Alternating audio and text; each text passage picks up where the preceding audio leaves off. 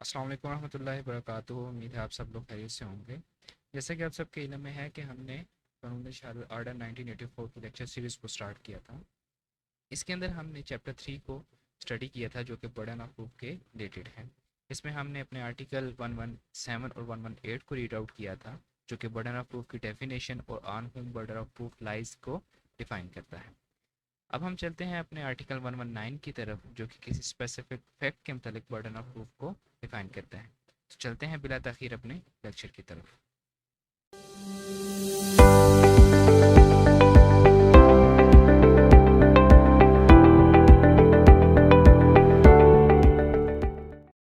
जी, तो जिस तरह से आज का आर्टिकल 119 है वो कहता है कि burden of proof as to a particular fact, कि किसी खास फैक्ट के मतलब जो है बर्डन ऑफ प्रूफ उसको हम यहाँ पे स्टडी करेंगे।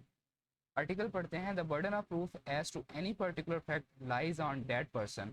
यहाँ पे नोट कर लीजिए कि lies on that person who wishes the court to believe in its existence. यानी कि बर्डन ऑफ प्रूफ किसी खास फैक्ट के मतलब उस बंदे के ऊपर लाई करेगा जो कोर्ट से इस बात की तवक्को करे, कोर्ट से इस बात की यानी उम्मीद रखे कि कोर्ट उसकी एग्जिस्टेंस के ऊपर, उस फैक्ट की एग्जिस्टेंस के ऊपर यकीन कर ले। Unless it is provided by any law that the proof of that fact shall lie on any particular person.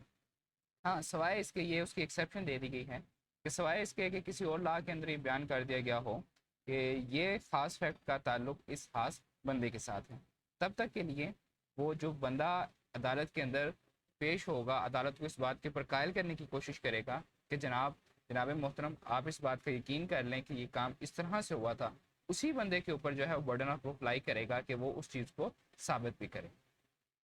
Next चलते हैं हम इनकी इलस्ट्रेशन की तरफ। फॉर एग्जाम्पल बी इलस्ट्रेशन देखते हैं कि B wishes the court to believe that.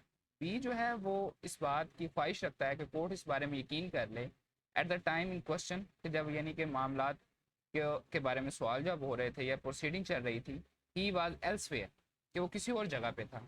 ठीक है, जिसको हम लॉ की ज़बान के अंदर प्ली ऑफ एलेबाई भी कहते हैं, कि आपके खिलाफ किसी इंसिडेंट की जो है प्रोसीडिंग स्टार्ट हुई और आपको कहा जाता है कि आपने इस जगह पे इस वक्त पे ये जुर्म सर अंजाम दिया, लेकिन आप कहते हैं कि मैं तो सर उस टाइम पे इस जगह पे मौजूद ही नहीं था। तो लिहाजा इस चीज़ को क्या कहा जाता है कि प्ली ऑफ एलेबाई। तो ही मस्ट प्रूव इट। अब वो ये चाहता है कोर्ट से कि कोर्ट इस बात के ऊपर यकीन करे, तो लिहाजा उसे ही ये साबित करना पड़ेगा कि उसने वो इस टाइम पे, इस दिन पे, इस जगह पे मौजूद नहीं था। तो इसको हम क्या कहते हैं कि burden of proof as to particular fact, यानी कि किसी खास फैक्ट के मतलब जब गुफ्तगू हो रही थी। इस आर्टिकल के अंदर कुछ मज़ीद डिस्कशन है जिसको हम करते हैं और देखते हैं कि आर्टिकल हमें मज़ीद क्या बताता है। जैसा कि हमने अपने आर्टिकल 118 जो कि बर्डन ऑफ प्रूफ के मतलब था उसके अंदर देखा था कि जो बंदा भी क्लेम करता है वही उस आर्टिकल उस फैक्ट को प्रूफ करेगा। वो एक जनरल डिस्कशन थी कि वो एक जनरल डिस्कशन को बयान कर रहा था कि अमूमी तौर पे जो बंदा भी दावा करेगा, जिसको हम अपने इस्लामिक लॉ के अंदर भी कहते हैं कि अलबैना तो अल मुद्दई, कि दलील जो है, जो सबूत है वो किसके ऊपर है, दावा करने वाले के ऊपर। यहाँ पे उसको एक थोड़ा सा कैटेगराइज कर दिया गया कि किसी खास फैक्ट के मुतालिक जब कोई बंदा दावा करेगा तो उसको क्या, उसी बंदे ने प्रूव करना है। एक जनरल रूल से थोड़ा सा हटा दिया गया। जनरल रूल फॉर एग्जांपल हम कहते हैं कि प्रोसिक्यूशन है, अब प्रोसिक्यूशन ने बाज़ औक़ात प्रोसिक्यूशन इल्ज़ाम भी लगाती है और बाज़ औक़ात प्रोसिक्यूशन ऑलरेडी लगे हुए इल्ज़ामों को भी प्रूफ करती है जो कि उसने नहीं लगाए होते। वहाँ पे एक जनरल रूल यही है कि प्रोसिक्यूशन ने ही केस जो है वो कोर्ट के अंदर प्रूफ करना है। लेकिन फॉर एग्जांपल वहाँ पे एक पर्टिकुलर फैक्ट ये आ जाता है कि जैसा हमने यहाँ पे बयान किया कि वो बंदा प्रोसिक्यूशन से कहती है कि आपने रात के 12 बजे फलां गली के फलां घर के अंदर चोरी की।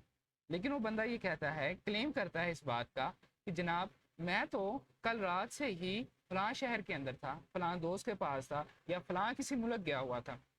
अब उसने किसी एक खास फैक्ट के मतलब गुफ्तगू करना शुरू कर दी, एक पर्टिकुलर फैक्ट के मतलब गुफ्तगू करना शुरू कर दी। अब उस बंदे के ऊपर ये चीज़ शिफ्ट हो जाएगी कि वो इस चीज़ को क्या करे, प्रूव करेगा। जैसा कि हम अपनी एक जजमेंट है 2008 SCMR उसके अंदर देखते हैं कि thus all the facts alleged by the prosecution must be proved by the prosecution, कि जितने भी फैक्ट्स हैं जो कि प्रोसिक्यूशन एलेज किए वो प्रोसिक्यूशन ने ही प्रूव करने हैं। लेकिन फॉर एग्जांपल कि जब हम बात करते हैं अपने सिविल केसेस की, ये तो हमारी हो गया क्रिमिनल केसेस को लेकर, फॉर एग्जाम्पल हम बात करते हैं अपने सिविल केसेस के अंदर कि एक बंदे ने सूट फॉर डैमेजेस क्लेम किया, उसने डैमेजेस का सूट किया, उसके मतलब क्या कहते हैं, so also in civil cases those where a plaintiff sues damages for negligence, कि उसने डैमेजेस का सूट फाइल किया किस सूरत में, नेग्लिजेंस की सूरत में, he must prove such negligence, तो उसे वो क्या करनी है, वो नेग्लिजेंस, वो जो लापरवाही है उसको साबित करना है कि फलां बंदे ने ये नेग्लिजेंस की जिसकी वजह से उस बंदे को ये नुकसान जो है वो झेलना पड़ा, बर्दाश्त करना पड़ा, लिहाजा अब वो मुझे डैमेजेस पे करे। लेकिन आगे चलिए, कहते हैं कि but if the defence of contributory negligence is set up by defendant, लेकिन क्या होता है कि जो डिफेंडेंट है, ठीक है, वो क्या करता है, वो कंट्रीब्यूटरी डैमेजेस का डिफेंस ले लेता है। यानी कि वो कंट्रीब्यूटरी डैमेजेस किसे कहते हैं, कंट्रीब्यूटरी डैमेजेस ये कहते हैं कि for example A and B road पे जा रहे थे, अब रोड के ऊपर कुछ सेफ्टी मेजर्स हैं कि जिसको ए को भी फॉलो करना है, बी को भी फॉलो करना है। अब ए उन सेफ्टी मेजर्स को फॉलो नहीं करता, जिसके नतीजे में उसे नुकसान पहुंचता है बी की तरफ से, ठीक है। बी अब ये क्लेम करता है कि जनाबे वाला, मैं तो अपनी तरफ से पूरे एहतियात, पूरे ब्रेक ऑयल मेरा ठीक है, मेरी ब्रेक्स ठीक है, मेरा मैकेनिकल कोई इशू नहीं है, मैं अपना ड्राइविंग लाइसेंस मेरा ये है, मैं अपने प्रॉपर जो एक वे है उसके अंदर जा रहा था। लेकिन ये ए के साथ नेग्लिजेंस है कि ए खुद आके लगा है मेरे अंदर, या ए जो है ना खुद मसाल को तो जिगजैग कर रहा था, ट्रैफिक कर रहा था, इसकी वजह से इसी गाड़ी का बैलेंस लूज हो गया। अब ये कंट्रीब्यूटरी डैमेजेस है कि यानी कि ए को अपने ही अमल की वजह से नुकसान पहुंचा है, यानी कि ए का भी जो नुकसान हुआ है उसके अंदर ए का भी हिस्सा है कि ए ने कोई ऐसा अमल किया, ए ने कोई ऐसा एक्ट किया जिसकी वजह से उसको नुकसान बर्दाश्त करना पड़ा। तो ये क्या हो गया, कंट्रीब्यूटरी डैमेजेस हो गए। तो अब अगर बी जो है इस बात का डिफेंस ले लेता है कि जनाबे वाला ये कंट्रीब्यूटरी डैमेजेस, कंट्रीब्यूटरी नेग्लिजेंस की सूरत में इसे नुकसान पहुंचा है, लिहाजा अब बी को ये साबित करना पड़ेगा कि ए की तरफ से कंट्रीब्यूटरी नेग्लिजेंस हुई है।